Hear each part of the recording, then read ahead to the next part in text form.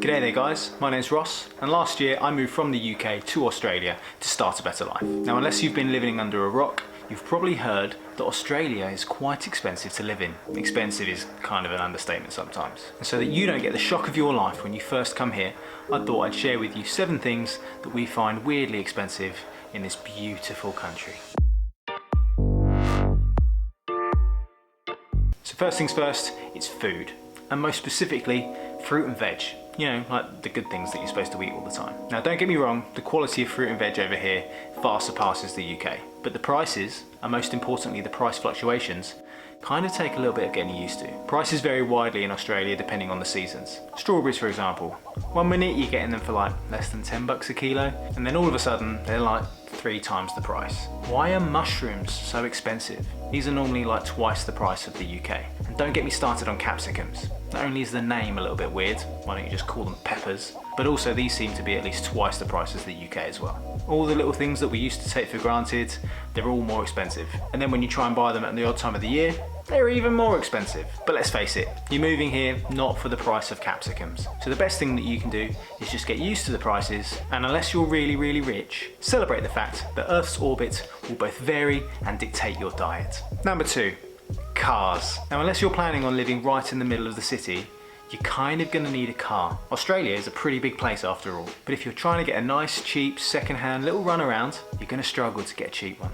Take for example my 10-year-old Ford Focus that I sold in the UK shortly before we moved over here. It had about 160,000 Ks on it, or 100,000 miles, full service history, and to be honest, it was a generally well-maintained car. I sold that for a little over £2,000. Now even with being a bit generous on the exchange rate, you're not going to find that kind of car for $4,000. The cheapest I could find was about $8,000, and I didn't even look into things like service history or mileage. That was just the cheapest. And that's the same for all of the different types of cars as well. There's not a chance that you're going to find a second-hand car for less than $1,000 Australian dollars. Or if you do, it's going to miss something significant, like an engine. It's like the cars over here are kind of a different breed, but they've all got 4 wheels, they're all right-hand drive, and I doubt that they've had more responsible owners. If you're budgeting for a nice cheap run around in Australia, you might want to double your budget. And number 3, water. Free little piece of pub trivia fact for you. Australia is the driest country in the world. Don't quote me on that, it just kind of sounds impressive. When I was in the UK, Thames Water was my water provider. They charged me about £1.48 for every 1,000 litres of water, and then 90p to get rid of it. In Australia, my provider is Unity Water, and for that same volume of water, they charge me an extra 25%. And that's only if I stick to the usual usage rates. If I go over that, then they charge me even more. God, I wish I didn't have a pool anymore. I've now learned that every time I need to fill up the pool, I have to watch it like a hawk. One time, I stupidly left it, and then left it overnight, and then the pool overflowed a bit. Quite a lot actually. I haven't had that water bill yet, so God knows how much they're going to charge me. I'm crying inside. Now number 4 doesn't really apply to me, but I know that it does for a lot of people, and that's those dirty smokers. I just picked some random cigarettes. Marlboro Reds, they're a thing, aren't they? So for a pack of 20 in Tesco's, they're going to cost you about £12.25. Now in Australia, apparently they've got bigger packs, so that justifies the extra cost. So for a pack of 25 Marlboro Reds, that's going to cost you $49.13. Ouch. If you're thinking about coming to Australia and that move is going to be permanent, then save yourself some money and just kick the habit.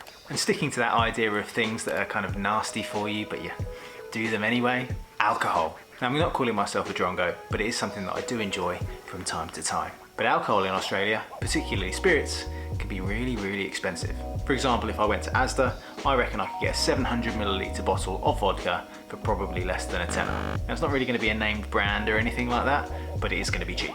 Cheapest I've been able to find in Dan's, and I really have been looking, is about $33. Most of the cheaper alcohols for a bottle, you aren't going to be paying any less than in the late 30s, early 40s, and if you want to go for your more premium spirits because you're posh, then you're looking at more like late 40s, 50s, 60s. I saw a bottle of gin the other day for $87. Do you remember that alcohol that used to have like the little gold flakes in it? For 87 bucks, I'd be wanting all of the gold flakes.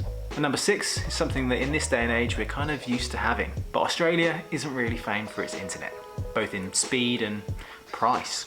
In the UK, it isn't really uncommon to get a plan that has about a 60 or 70 megabyte download speed for about £20 a month. Now in Australia, getting a 60 or 70 megabyte plan is kind of expensive, and that's actually if you are going to get a plan that delivers on those speeds. But to make it even worse, a plan with about 50 megabyte download speeds is probably going to cost you the equivalent of about £35.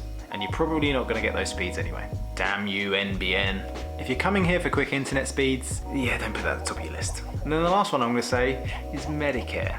Now in the UK, the NHS is kind of free, although you pay for it in your taxes, I suppose. Medicare is also kind of free, and you also pay for it in your taxes as well. Unless of course you're a big earner, and a big earner is defined as anyone who earns over $90,000. If you're a family, then you kind of get that doubled. So if you have a combined earning of over $180,000, then you too are also going to have to pay a Medicare surcharge. This is an extra fee at the end of the year that kind of goes towards additional Medicare that you may or may not have used. This can be negated though if you have health insurance. But if you earn less than this, it doesn't mean Medicare is free. Not all treatments on Medicare are free, and even the ones that are free, you only get a certain amount a year. Take my wife for example. She had some problems with her feet, needed to go and see a chiropodist or whatever the foot doctor is called.